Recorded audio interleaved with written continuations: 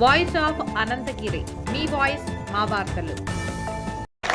అయితే మనం గత కొన్ని సంవత్సరాల నుంచి ఒక సుమారు 1982 నుంచి 84లో ఇది లేఅవుట్ అయింది. మనకు ఇంతకుముందు ఒక గవర్నమెంట్ ఇచ్చి ఇల్లు కట్టుకోమని ఇచ్చినప్పుడు ఇందులో ఒక రోడ్ కానీ లైట్ కానీ ఎటువంటి ప్రజలకు సౌకర్యం కల్పించేటి ఎటువంటి సౌకర్యాలు కల్పించలేరు.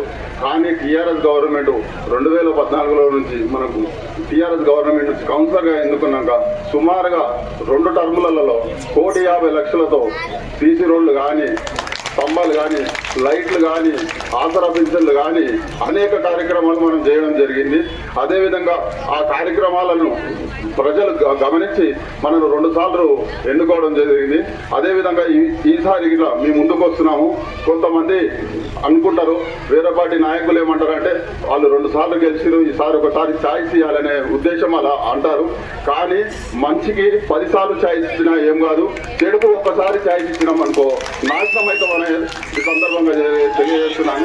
అదేవిధంగా ఈసారి ఇట్లా మీరు భారీ మెజార్టీతో నన్ను గెలిపిస్తే మీకు మీ ఇంటికి వచ్చి సేవ చేయడానికి నేను సిద్ధంగా ఉన్నా. మీరు నాకు ఓటు వేసి నన్ను గెలిపించాలని ప్రార్థిస్తున్నాను. పెద్దలకు, చిన్నలకు, సజితమ్మకు, ఆనంద్ గారికి, మిస్కానంద్ గారికి, ఈ ప్రజలకందరికీ, నా తోటి ఉన్న అందరి సోదరులందరికీ నమస్కారము. నేను ఫస్ట్ గెలిచినాక నా కొడుకు మళ్ళీ 2వ గెలిచిండు. ఇప్పుడు 3వసారి నాకు అవకాశం ఇస్తే మంచి మెజార్టీతో మన అవకాశం ఇచ్చింది అనుకో, మీకు అందరికీ నేను సేవ చేయడానికి నేను ఉన్నాను. నేను పుట్టిందే నేను సేవ చేయడానికి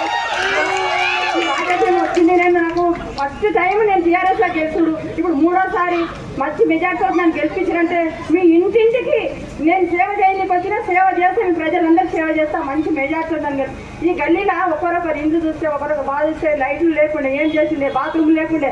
మేము రైలు స్టేషన్లకు పోయి బాత్రూమ్లు పోతే ఆ రైలు పట్టాలకు వాళ్ళు అవతలు ఉంటారు, ఇతరులు ట్రైన్ వస్తే ఆ ట్రైన్ ప్రకారం ఎవరు ఏమైందో కూడా తెలియకుండే, ఇంటింటికి నీళ్లు లేకుండే. మిషన్ ప్యాకెట్లతో వచ్చి నీళ్ళు వచ్చి మనకి కేసీఆర్ వచ్చినాక అంత అభివృద్ధి చెందింది. 40 ఏళ్ల పరిపాలన కూడా ఏం చేసారు.